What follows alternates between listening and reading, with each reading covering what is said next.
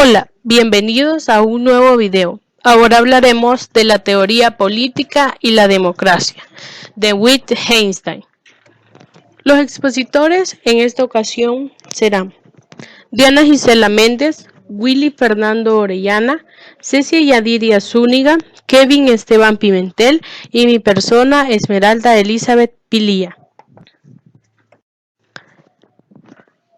Hablemos un poco de Ludwig Wittgenstein. Fue un filósofo, matemático, lingüista y lógico austriaco.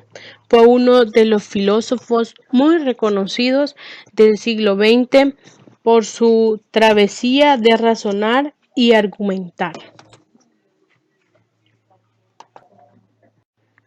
La temática, como ya antes se la mencionaba, es la teoría política y la democracia. Vamos a iniciar con el enunciado. La sociedad democrática se enfrenta hoy a nuevos retos a los que apenas puede responder debido a que son incapaces de comprender la naturaleza de lo político. Dentro de esta temática nos hace mención de que ya va siendo hora, de que si queremos estar en condiciones de consolidar las instituciones democráticas y de profundizar en ellas, debemos de abandonar ese marco y empezar a pensar en la forma de la política de una manera o de un modo diferente. Para esto nos dice que debemos de tener un nuevo modo de teorizar, pero ¿qué características debemos de tener para poder llegar a esto?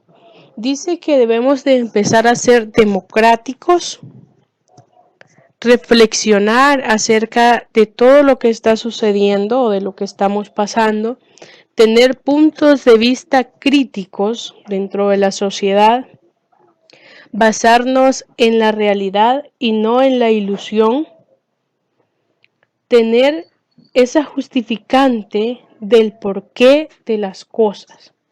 Dentro de esta temática tocaré 4 puntos importantes, los cuales son universalismo contra contextualismo, la democracia como sustancia o como conjunto de procedimientos, el consenso democrático y el pluralismo agonista, Wittgenstein y la responsabilidad.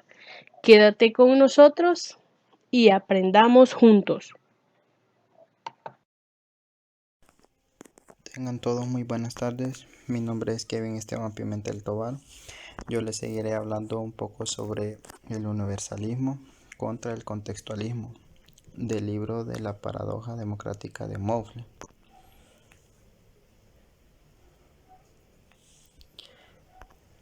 La democracia liberal.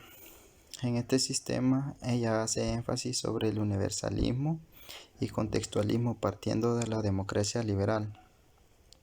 Como ya sabemos, es la forma de gobierno que combina el principio político democrático y el principio político liberal, también llamado liberalismo político, y como bien ella lo explica al principio del libro.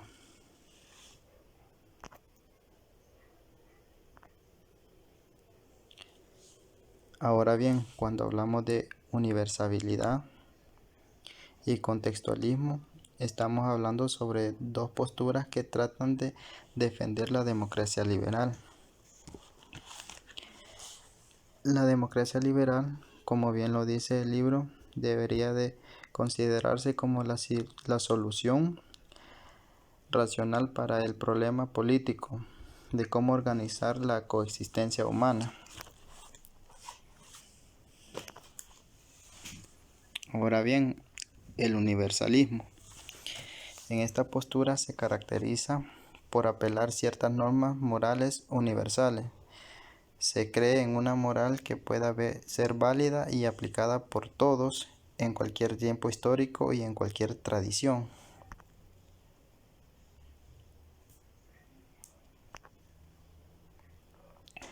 Está también el contextualismo. Esta postura niega que el individuo pueda reflexionar a partir de principios éticos universales, las normas, valores o creencias de la moralidad social en específico. Sin embargo, es necesario que el individuo esté en constante tensión con las normas establecidas, estando la racionalidad para cuestionarlo y justificarlo, no simplemente para describirla ni caer en el peso de su tradición.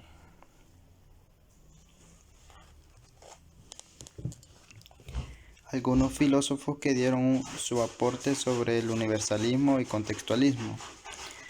Me van a disculpar allí si no lo digo bien, ¿verdad? Pero uno de ellos sería Wittgenstein, Rorty, Dworkin y Walser.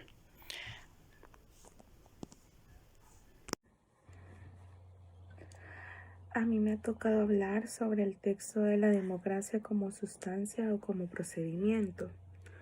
La idea crucial provista por el autor en ese ámbito consiste en afirmar que para obtener acuerdos en las opiniones, primero debe haber acuerdo en el lenguaje usado. O sea, quiere decir que antes de poder ponernos de acuerdo en alguna conversación, nosotros tenemos que saber qué lenguaje vamos a usar ante esto y saber que la otra persona nos va a entender, porque no podemos muchas veces hablar técnicamente, por decirlo así, hablando un idioma o un lenguaje que sabemos que la otra persona pues no nos va a entender. Según Wittgenstein, concordar en la definición de un término no es suficiente, ya que necesitamos concordar en el modo de cómo lo vamos a usar. Eso también va de la mano con lo que le decía anteriormente, que tenemos que saber qué lenguaje vamos a ocupar y con qué personas lo vamos a ocupar. Y él lo expresa textualmente de la siguiente manera: a la comprensión por medio del lenguaje pertenece no solo una concordancia en la definición, sino también una concordancia en los juicios. Eso también quiere decir que los procedimientos solo existen como conjuntos complejos de práctica. La democracia no es solo cuestión de establecer los procedimientos correctos independientemente de las prácticas que hacen posible formas democráticas individuales. También en el texto dice que los procedimientos siempre involucran compromisos éticos sustanciales. Por esa razón, ellos no pueden funcionar adecuadamente si no sostienen una forma específica. Una teoría del discurso de la democracia no puede estar basada solo en condiciones pragmáticas formales de comunicación, y que debe tener en cuenta tanto la argumentación legal, moral, ética y pragmática. Cabe recalcar que también en los juicios los procedimientos pueden ser aceptados y seguidos, y ambos no pueden ser vistos como reglas. Esto hay que recalcarlo. Según Wittgenstein, concordar en la definición de un término no es suficiente, sino que necesitamos concordar en el modo de cómo lo usamos. Gracias. Buenas compañeros, yo soy Willy Fernando Mundo Orellana. Hoy les vengo a hablar sobre el consenso democrático y el pluralismo agonista.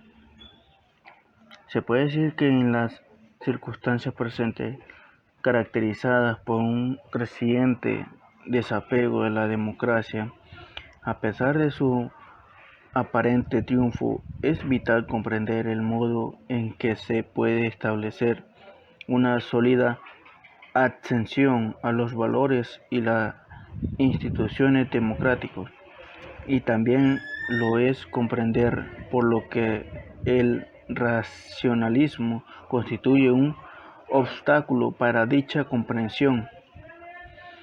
Un enfoque wittgensteiniano de la teoría política podría enseñar un importante papel en el cuanto al informar los valores democráticos, porque nos permite aprender las condiciones de emergencia de un consenso democrático como de Winchester. La fundamentación, la justificación de la evidencia tiene un límite, pero el límite fío está en que ciertas proporciones nos parezcan verdaderas de forma inmediata, como si fuera una especie de ver nuestra parte. Por el contrario, es nuestra actuación la que yace en el fondo del juego del lenguaje. Considero que este énfasis en los límites de la actividad de dar razones constituye un importante punto de partida para la elaboración de una alternativa al vigente modelo de democracia liberalista. Su concepto racionalista de la comunicación y de su descaminada búsqueda de un consenso de carácter plenamente incluyente en la realidad. Considero que en el pluralismo agonista que he venido defendiendo es una forma de teorizar inspirada en Winchester y en un intento de desarrollar lo que considero una de sus instituciones fundamentales, la de aprender qué significa seguir una regla. Hola compañeros, mi nombre es Yadira y yo les voy a seguir hablando con el último tema, el cual nos habla de Wittgenstein y la responsabilidad. Se considera que son muchas las vías que pueden recorrer los que comparten una teoría wittgensteiniana de la forma de ser y de vivir. Incluso quienes compartan con la teoría de Wittgenstein se ven influenciados por diferencias en el lado teórico-político de que se trata proponer. Las críticas hechas por Stanley Cavell, dichas críticas que se asimilan a las de Wittgenstein y proponen diferentes cuestiones en relación con el proyecto democrático. Cavell cuestiona una argumentación que hace Wittgenstein, que la hace ver como una acción cuando en realidad no lo es y su lenguaje no es el adecuado. Asimismo, Kripke cuestiona mucho lo que la frase expresada por Wittgenstein, ya que considera que no existe una opinión segura. Es bien complicado y de largo alcance para la política, ya que impide un tipo de comprensión autocomplaciente por el hecho de que grandes precursores pragmáticos hayan sido criticados, como es el caso de Richard Rorty. Asimismo, una lectura radical de Wittgenstein y Cavell en su crítica hacia Rawls, y que el entablar una conversación ya es una cosa personal, que no puede presentarse simplemente como procedimientos y justificarse como una única iniciativa. Cavell, valiéndose de las intenciones de Wittgenstein, ha señalado que la explicación de Rawls sobre la justicia omite una parte muy importante que se da cuando valoramos las demandas que se dan en nombre de la justicia, en circunstancias que ponen en juego la conformidad de una sociedad con su ideal. Cavell está en total desacuerdo y desconformidad de igual manera con lo que Rawls dice sobre de quienes muestran algún resentimiento deben estar dispuestos a mostrar el por qué algunas instituciones son injustas. Según Rawls, si las personas no son capaces de hacerlo, se pueden considerar que toda conducta está por encima de todo reproche y dar por terminada dicha conversación. Pero Cavell cuestiona si lo antes mencionado fuera lo contrario, entonces expone que nuestras decisiones sean responsabilidad nuestra y de cada persona y se puede enfrentar mediante reglas y principios generales.